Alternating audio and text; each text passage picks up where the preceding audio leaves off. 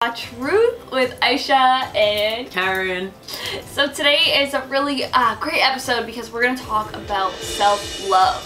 Something I think we all need to cultivate more in our daily life. So in today's episode, we are going to talk about how to really detach from your thoughts and cultivate self-love every day.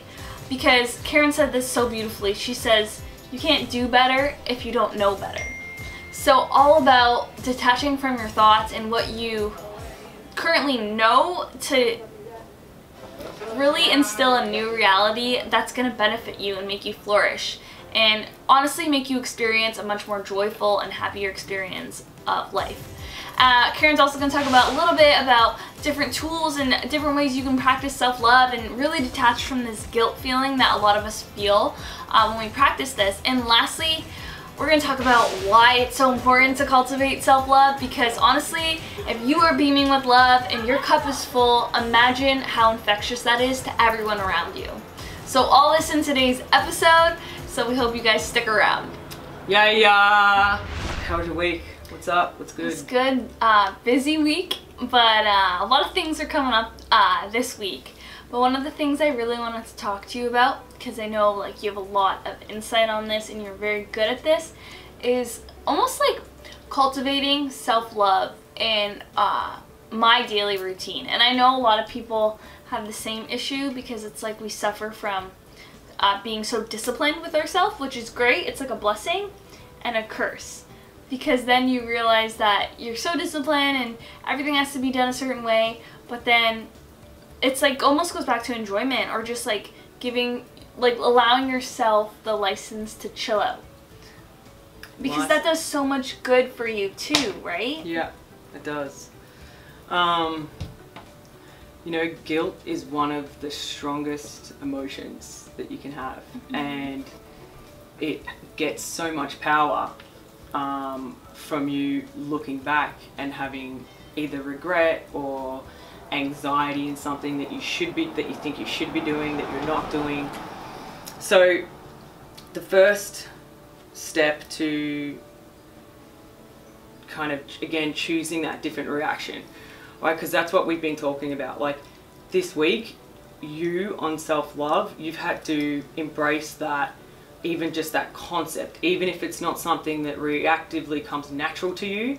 You've had to, with our conversations, come away and at least try, right? So you found that like self-love from not going to the gym for you, because we're talking about it, your situation being very disciplined. That's one of your blessings and that's why you're productive, but it's so disciplined and structured and tight that there's no fun feeling, no room to break and it. no room to just go be like, yep, let me just hang out over here for a sec, feel great about it, boom, boom, boom, and then jet back in, right? There's not that. So, and that's self-love. It's nourishing yourself, not just work. So this week, you know, you taking a day off, and then that implementation of trying to do something different or start later. And then bregma. But yeah, more choosing what you desire. When someone that's very disciplined or kind of has perfectionism, they're very focused on being perfect. A lot of the time they need to listen to themselves closer and tap into what they truly desire. Self-love, loving yourself is awesome. Loving yourself is okay. Loving yourself is what you need. Okay, society, they don't talk about loving yourself and how to love yourself, and those things we're not taught in school. So you have to figure it out for yourself. And you know, a lot of it comes from simple little things that you can do within your routine.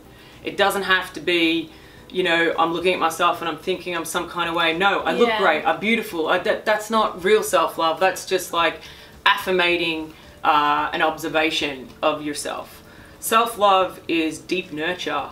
Self-love is recognizing I don't feel good, let me make myself feel better in this moment because I need to. And so I think this week also bringing it really, really recent. Ayesha had her computer stolen. Oh, not stolen. You had it, all the breakdown and all the material was gone. And she had to like handle that in a moment. You gotta remember, her whole life, her business, her everything is on that computer. In that moment, she still took a step back and was like, I'm good, I got this, let me love myself, I'm not gonna break, this isn't gonna break me down, this isn't gonna take me to a place I don't wanna be in, I'm not gonna let those thoughts cycle, I'm gonna stay right here, I got me, and that's my most powerful thing. What's in that computer, I can replicate again, I can do it again, it's just an extension of myself. It's not me, I haven't lost myself within losing all my stuff in my computer. So that's self-love right there. That's a practice of self-love and doing it so deliberately. And the fact that afterwards you feel revived or like revitalized, the fact you could have that perspective. I was like, wow, I actually feel like because I adopted this response versus my old response that I would have done, which would have been like being so worked up about it, maybe like crying about the situation, I felt so like uplifted and bright. Yeah. It's crazy because like, you still like have to deal with the same thing. It's just like the emotions you're gonna attach to the situation. But going on self-love and like ways to practice self-love, what are your favorite ways to practice self-love on yourself? Other than the affirmating. I think everybody is very different. Before I go into this, I'll tell you how I like to. This is for my personality, what I like. For me, I love nothingness. So literally the heartbeat of nothingness is what I enjoy most, and mostly on the beach, or there's this grass park area, and just getting there and doing nothing with my friends or with myself, it doesn't matter. It's doing nothing is something that is a part of my self-love. The other thing is within the way that I eat, I self-love. Within the way I talk to people and communicate, I want to have fun with every communication and I want to enjoy it. So, you know, I try and self-love on myself when I'm connecting to something. Also, you know, from the clothes or I choose to wear, which is very aesthetic, I just, you know, I'm comfortable in whatever, whether I'm wearing something, but I like to wear sweatpants and comfy clothes. So I feel like I'm self-loving when I choose to wear like something really comfortable as opposed to wearing something that might make me look like more on point with a point of a point, and I don't, and I'm about the sweatpants. So that feels like self-love instead of other love. I love what you said about like the making yourself a meal. Like you told me that in another conversation, and like just like going to the grocery store and spending hours there, like just being on your own schedule and rocking it, and like not caring about other people, other worries, obligations. Yeah, that's creating your world to be able to do whatever you want to do in the moment is a luxury, and that luxury is being able to self-love 100 on 100, whether you're, you know, working or you're, you know, chilling, or you're eating, or you're exercising. You know, it's all self-loving. Like, you know, I have so much to say on this. Oh, yeah, okay, yeah. So first, I just want to go into like, I know a lot of people love that like license to chill, just chill out. But how do you break away from the guilt like a mother would feel? Like, oh, this is time I could be with my kids, or with like someone like my age, like this is time I could be working on my business, or I don't know, like doing something that's gonna propel me in a direction like we think, even though like the chilling does do more good than harm. Like, how do you not have that guilt? Because it's... And allow yourself look, there's to two step things into right that. here. There's two things right here. You can do what you're doing and still be working that many hours and have chill within it. So within your process, you're chill, right? Because it's just purely based on what you think.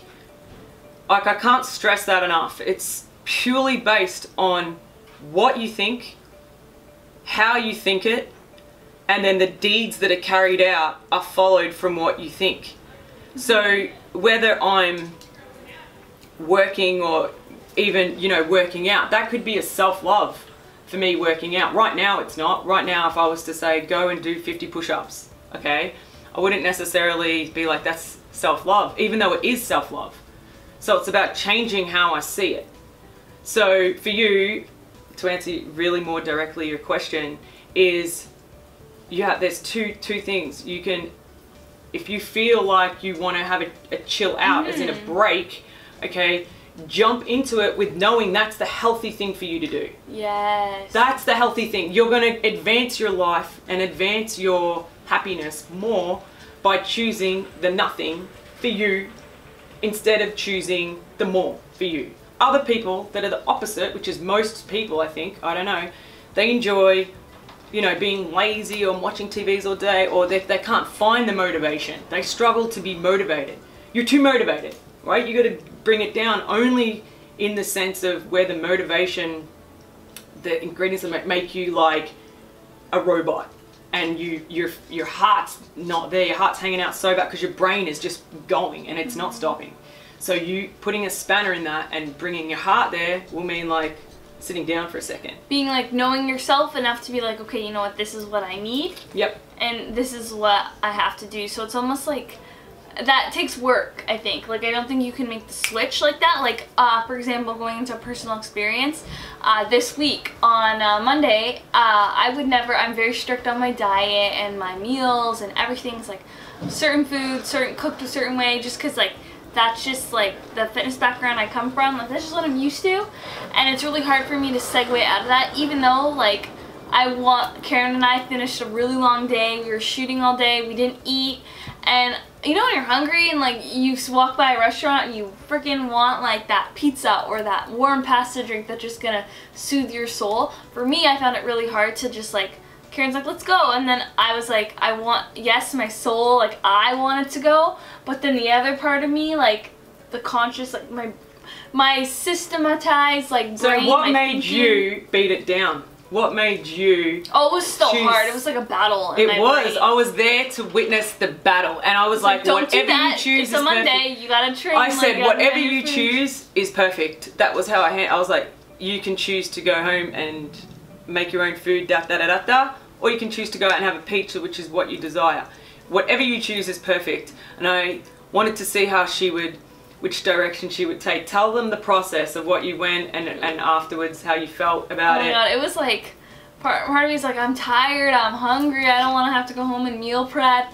And then the other part was like, so eat the pizza, and then the other part was like, no, like you eat a certain way, you train a certain way, always. Like you can't let yourself get off of that routine. Like you're failing yourself, like willpower, like you have willpower, what are you doing?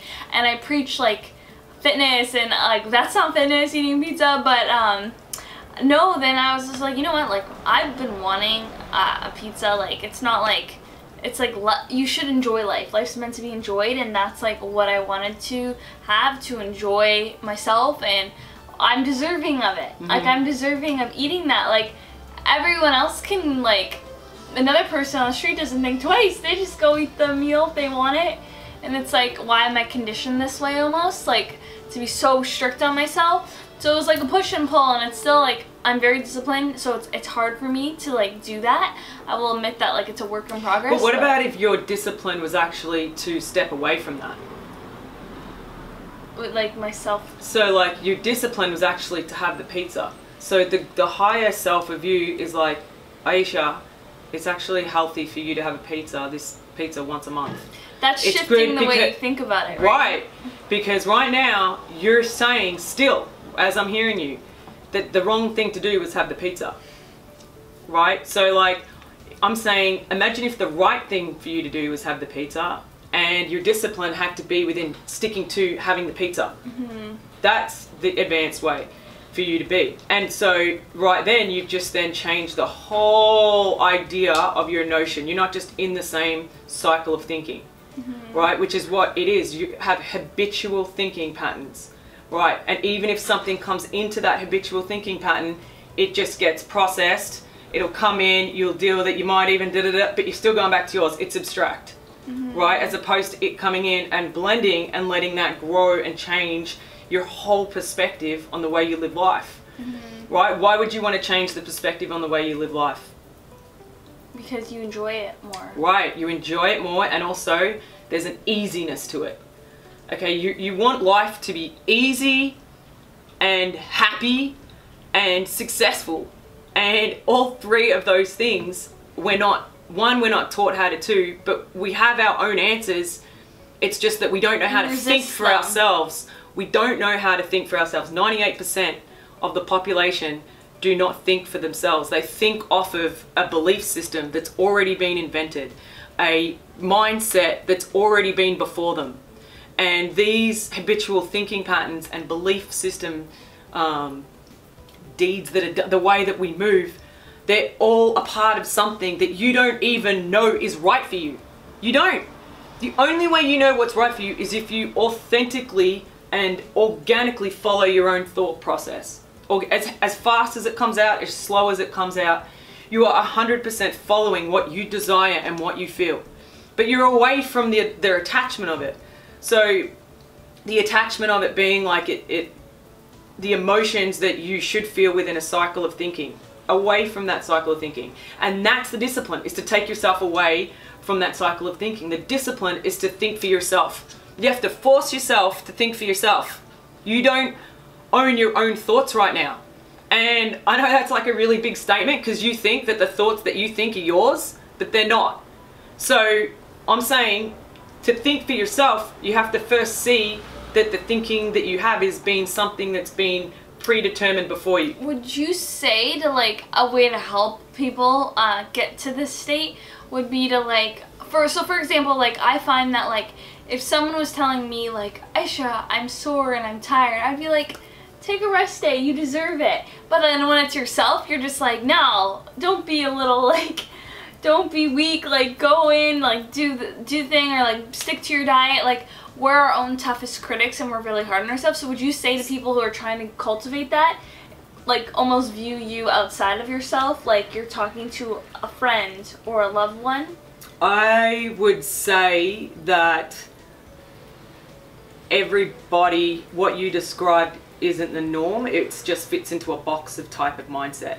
So someone else might be the other way, where the friend or the coach or the whatever is saying, tomorrow you need to work out, right? And that person like, I want to have a day off tomorrow, I want to have a day off tomorrow. And the coach is like, no, I need you here, da da da da da da da. And that person has to get the motivation from the coach to do it, which is backwards of what you said, right? But if it was that way, I guess it's just about knowing yourself. Right. But then there's a way of detaching, because sometimes that person could just be being lazy. It could be or being lazy. Give into it's that and the opposite of you, right? So like that one person needs... Some people give into themselves too much and then... Exactly, and then what happens is they follow those. So imagine the spiral of that person and imagine the spiral of your person. Both of them lead to unhappiness. Yeah. Right. Neither is good. Right. So what's the answer? Both. The balance of both. Okay? Because the balance of both is knowing the right amount of motivation to move, but then also knowing the right amount of stillness to chill. How do you find the balance of both? Quiet. Because you have to listen to yourself. You have to be really honest with yourself, and you have to stop the guy that's thinking that narrative. We talked about narrative last episode, and switching the narrative. That's where that comes from. How do you recognize the narrative you have? Like, how would you say someone who's detached from themselves, like how do they figure it out? Like, this is my narrative, this is where I am, this is where I should be more of. Like, how do you even like you mean like this person isn't aware that there's like another way to think? Yeah. Like how to... So that would come from paying attention. It's like closed-mindedness. Like for you, right? That example I just showed you, okay? You wouldn't have thought that way before I'd said it, right? Like that way that I mean, no, tell me the truth. Like, so you couldn't, in your mind, you see the way that you operate is the way, and it's bringing you couldn't imagine being in that other person and living out, like, could you ever imagine where someone you would only get there if that person tells you come in and train? How far away that mindset is from you is so far away, okay, from you being you to that. So it's like, how would you embrace that person's experience if you need a dose of it? You need a dose of what they've got in you. Pay attention to it. If you can pay attention to it and have empathy for it, which is a deeper level of paying attention, then what you do is, once you've had that empathy and you come out, you're enriched with that person's habits and thinking, and you come back into yours, and now yours has grown, and you now have something else to reflect in the mirror. And you can then either take some of that, even if yours is strong enough, it's still there. It still plays a part in your life because you've had empathy of another way. You can, and if you want to open it up and you don't want to be your way, you can use it and bring it and use those tools of what they do and the way that they think into your own thinking. It's hard to digest all of that. I'm like, okay, let's break it down. So how would you even, so empathy, I know the world, like compassion and empathy makes the world go around, like we should all employ that more. So are you just saying empathy and compassion are different things. Compassion is what holds it together, right? Empathy is the understanding of everything. So are you saying we should all employ more empathy for ourselves? I'm saying everyone should use empathy as a tool for broader clarity. And I mean clarity of others, yourself, understanding that the way that you think and the way that you see things is a product of the consciousness that we live in, and you're getting all of that in you. Know that, because that's just how humans are. We're humans, and this is how 98% of the population don't think this way. They think in a way that's already been thought before. Okay, so, and know that there's many ways of thinking and they're all out there and you can check them all out, but this is called thinking for yourself. Because now I'm taking control of what I think, and I realize I'm a thinker like this, and the one that's saying I has the control to think and see other ways of thinking, which is empathy, getting all that and bringing it into your way of thinking, and you're the beginning of self-mastery. So this is why it's important to realize and detach from the way that you think, because then you can see that it's a particular way that's been predestined.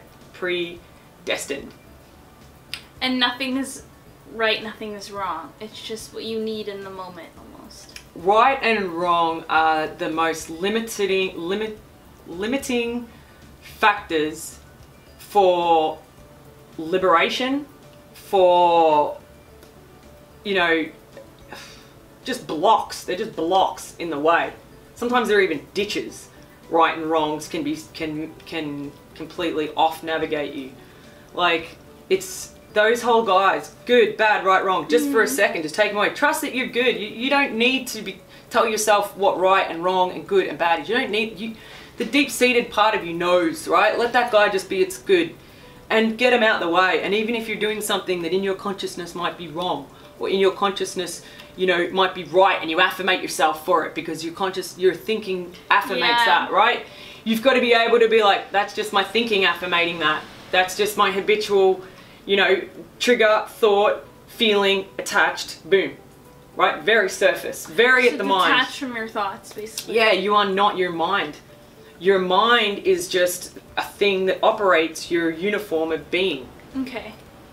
It's intense. Sorry, but I want to kind of no break other this way. down. So, from the basis of what I got, can you give me 3 tips on how to detach from this thought process that's like going on, that's constantly, like this thought process is constantly being, what's the word? Fed by society and what we see. It is. So how, 3 things, simple 3 things we can give to our viewers on how they can detach from that. Okay. Empathy. For what? For gaining clarity of others' mindsets. Okay, because you need that in order to see that yourself.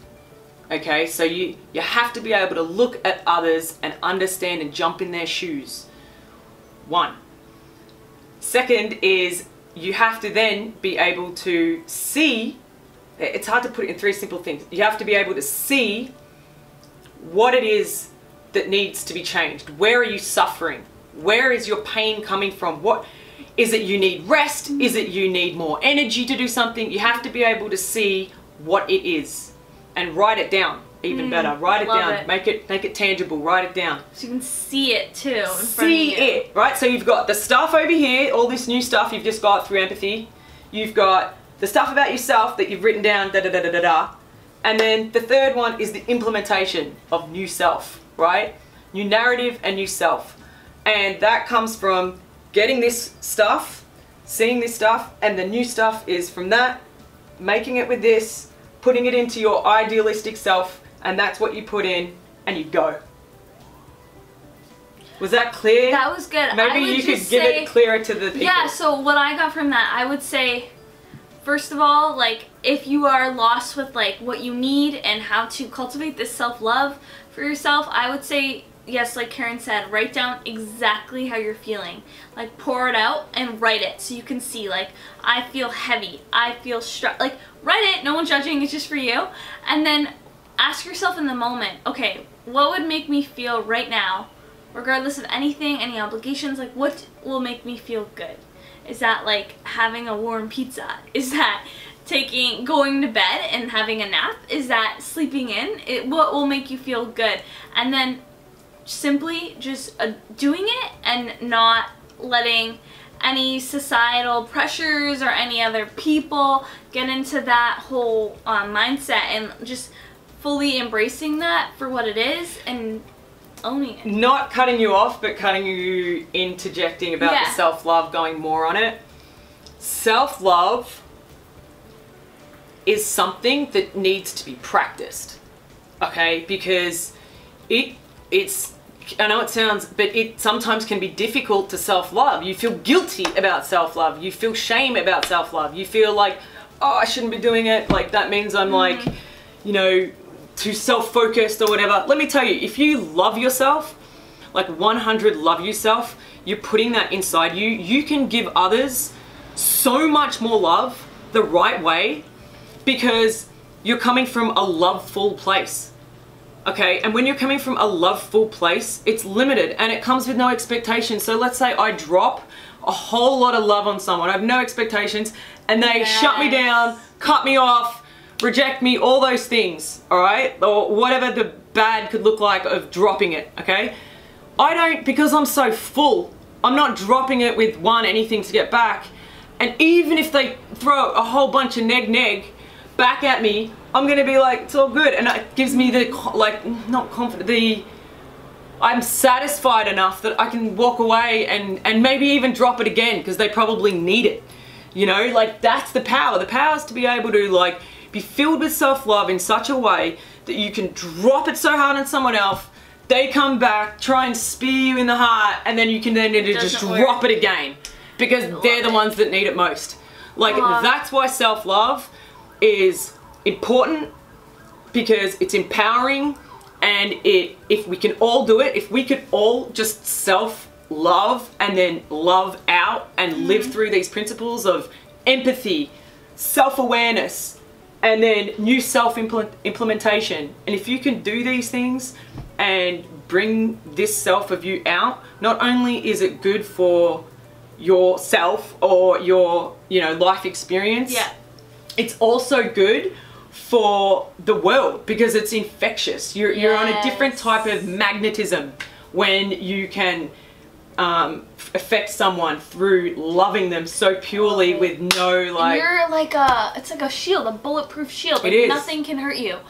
On this note, we're gonna conclude the episode here, because I feel like we can segue into relationships and how people, this is something I really want to talk about, but how people, because they lack this self-love internally, they seek it in other people, and then that leads into a whole nother stream of problems, because you have these expectations that are so big for someone else to fulfill. Yeah. And you leave so much for another person. And I love that what Karen said about how, like, it's like a shield. Like, no one can hurt you because you just have this love for yourself, and it attracts other people to you.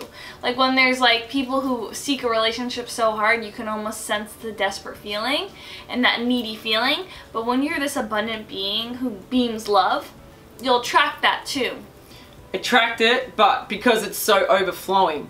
So when it's on that flowing, you're just dying to get it out. It's like, let me get it out. Love on love. Like, yeah, love on love on yes. love. Like, it is though. Like, and that comes from the beginning of self-love. So if you were to give them some, like, a to-do thing, or like a homework for the week, a raw truth homework for the week, it would look like, what would you give them? Yes, so I would love for you guys to comment below how you are going to, or if you already did, like come back to this, re-listen to it, and how you practice self-love this week. It could be anything at all. No judgment. Obviously, we're a no judgment zone in the comments below. And if you guys could give us a 5-star review, because it really helps us get our messages out. So, thanks so much for listening, and we will see you guys next time.